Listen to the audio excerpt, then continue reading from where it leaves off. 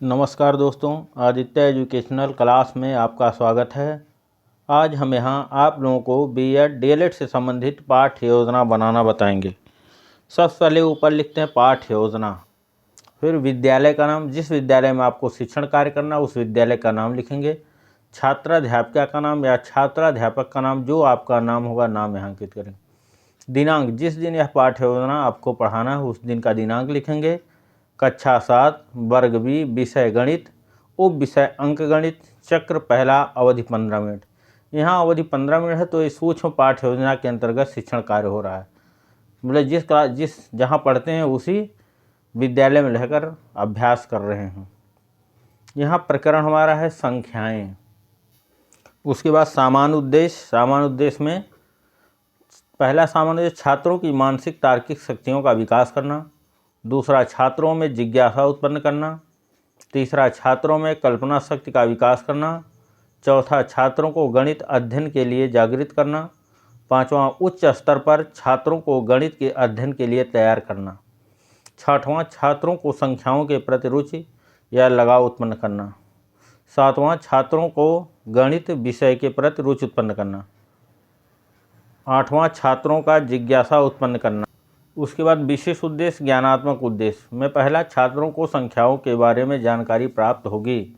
दूसरा, छात्र संख्या की प्रणालियों और प्रकारों को जान सकेंगे। भावात्मक उद्देश्य, छात्रों को संख्याओं के बारे में अंतर करने की जानकारी होगी। छात्र विभिन्न संख्याओं का वर्गीकरण कर सकेंगे। क्रियात्मक उद्देश्य, छात्र संख्या की प्रणालियों के आधार पर वर्गीकरण करना सीखेंगे। सहायक सामग्री, संख्याओं के प्रकारों का वर्गीकृत चार्ट एवं अन्य कक्षा उपयोगी सहायक सामग्री। उसके बाद पूर्व ज्ञान। पूर्व ज्ञान के अंदर छात्र संख्याओं के बारे में जानकारी प्राप्त करते हैं, संख्याओं के बारे में सामान्य जानकारी रखते हैं। प्रस्तावना के प्रश्न, प्रस्तावित प्रश्न, संभावित उत्तर। यह संभावित उत्तर होगा। संभावित उत्तर, पहला प्रस्तावना का प्रश्न, हाथ में कुल कलम लेकर एक कितने कलम हैं, तो छात्र बताते हैं कुल 4 पेन हैं। दूसरा, 4 क्या हैं, 4 क्या है, तो छात्र बताते हैं 4 संख्या है। तीसरा, संख्या किससे कहते हैं। अब इस समस्यात्मक प्रश्न है, छात्र यहाँ कुछ बताते हैं या मौन हो जाते हैं। उसके बाद उद्देश्य कथन, बच्चों आज हम लोग संख्या के बारे में अध्ययन अध्यापन करेंगे। उसके बाद बोर्ड पर प्रकरण अंकित कर दिया जाता है, संख्याएं। उसके बाद प्रस्तुतिकरण होता है, शिक्षण बिंदु, संख्याएं, छात्राध्यापक या छात्राध्यापिका क्रिया, छात्र क्रिया। पहला प्रश्न, छात्राध्यापिका द्वारा अगर आपको कुछ वस्तु या कलम देकर पूछा जाए कि इनकी संख्याएं कितनी हैं, तो सबसे पहले आप क्या करेंगे। तो सबसे पहले छात्र उत्तर दें, सबसे पहले हम उस वस्तु को गिनेंगे।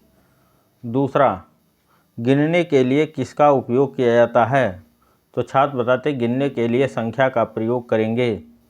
तीसरा प्रश्न, संख्या किससे कहते हैं। अब ये समस्यात्मक प्रश्न है। फिर छात्राध्यापिका कथन, वे गणितीय वस्तुएं जिनका उपयोग गिनने, मापने अथवा नामकरण करने के लिए किया जाता है उन्हें संख्या कहते हैं। अंक गणित में कुल संख्याएं 0, 1, 2, 3, 4, 5, 6, 7, 8, 9 होती हैं। 0, 1, 2, 3, 4, 5, 6, 7, 8, 9 अंकों से मिलकर संख्याएं बनती हैं। संख्या को लिखने का तरीका संख्या पद्धति यह संख्या प्रणाली कहलाता है। ये 2 प्रकार के होते हैं। पहला, दार्शनिक प्रणाली, इसे भारतीय अरबी प्रणाली के नाम से भी जाना जाता है। इसे दाईं ओर से बाईं ओर क्रमशः इकाई, दहाई, सैकड़ा, हजार, million, 10 million, 100 million, billion, 10 billion, 100 billion आदि। दूसरा, अंतर्राष्ट्रीय प्रणाली, इस प्रणाली में दाईं ओर से बाईं ओर क्रमशः million, 10 lakh, million, 100 million, billion, 100 million, 100 million आदि। उसके बाद छात्राध्यापिका क्रिया, छात्र क्रिया। पहला प्रश्न, संख्या किसे कहते हैं, तो छात्र बताते हैं एक गणितीय वस्तुएं जिनका प्रयोग गिनने, मापने, नामकरण करने में किया जाता है, संख्या कहते हैं। दूसरा, अंकों को मिलकर किसका निर्माण होता है, अंकों को मिलाकर संख्या का निर्माण होता है। तीसरा प्रश्न, संख्या पद्धति कितने प्रकार की होती है, तो छात्र बताते हैं 2 प्रकार की, दार्शनिक व अंतर्राष्ट्रीय प्रणाली। चौथा प्रश्न, संख्या कितने प्रकार की होती है, छात्र यहाँ कुछ बताते हैं, आप मौन हो जाते हैं। समस्यात्मक प्रश्न है। छात्राध्यापिका कथन। संख्याएं 12 प्रकार की होती है। प्राकृतिक संख्याएं 1 2 3 4 5, सम संख्याएं 2 4 6 8, विषम संख्याएं 1 3 5 7, पूर्णांक संख्याएं 3 2 1 0 1 2 0, पूर्ण संख्याएं 0 1 2 3 4, भाज्य संख्याएं 4 6 8 9, अभाज्य संख्याएं 2 3 5 7 11, सहभाज्य संख्याएं 5 7 2 3, परिमेय संख्या √4 7/5, 7/5, 2/3 3, अपरिमेय संख्या √5 √7 √11 √13 पाई, वास्तविक संख्या √4 पाई 4/7, अवास्तविक संख्या √-6 √-8 √-29। उसके बाद बोध प्रश्न, श्यामपट्ट सारांश। बोध प्रश्न पूछे जाते हैं और इसके उत्तरों को श्यामपट्ट पर पूरे वाक्यों में अंकित कर दिया जाता है। पहला प्रश्न, संख्याएं कितने प्रकार की होती हैं? तो छात्र बताते हैं संख्याएं 12 प्रकार की होती हैं। अब इसके उत्तरों को पूरे वाक्यों में छात्राध्यापिका द्वारा श्यामपट्ट पर अंकित कर दिए जाते हैं। सम संख्या किसे कहते हैं? जो 2 से पूर्णतः विभाजित हो जाती है। अब इसके उत्तरों को भी पूरे वाक्यों में श्यामपट्ट पर अंकित कर दिया जाता है कि सम संख्या उसे कहते हैं जो 2 से पूर्णतः विभाजित हो जाए। तीसरा प्रश्न, भाज्य संख्या किसे कहते हैं? अब छात्र उत्तर देते हैं जो स्वयं के अलावा किसी अन्य एक और संख्या से विभाजित हो जाए उसे, जैसे एग्जाम्पल 4 और 6 आदि। चौथा प्रश्न, अभाज्य संख्या किसे कहते हैं? वे संख्याएं जो स्वयं और केवल एक से विभाजित होती हैं अभाज्य संख्याएं कहते हैं। इसके उत्तरों के भी पूरे वाक्यों में श्यामपट्ट पर बारी बारी से लिख दिया जाता है, सभी उत्तरों को।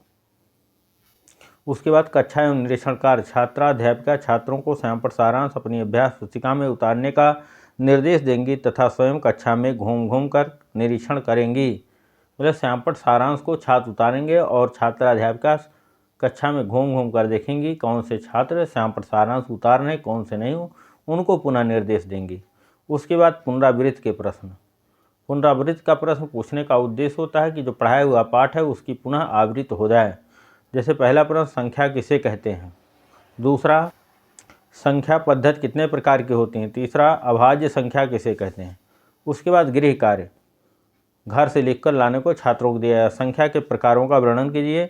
दूसरा, 1 2 1 2 0 0 का दोनों संख्या पद्धति में लिखिए। उसके बाद आलोचना या सुझाव।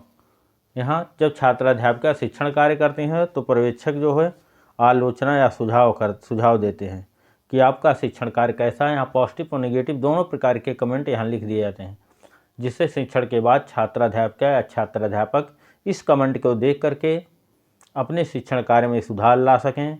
Thank you class. दोस्तों, ये वीडियो आपको अच्छा लगे तो इसको लाइक कीजिएगा, सब्सक्राइब कीजिएगा, अपने दोस्तों में शेयर अवश्य कीजिएगा। धन्यवाद।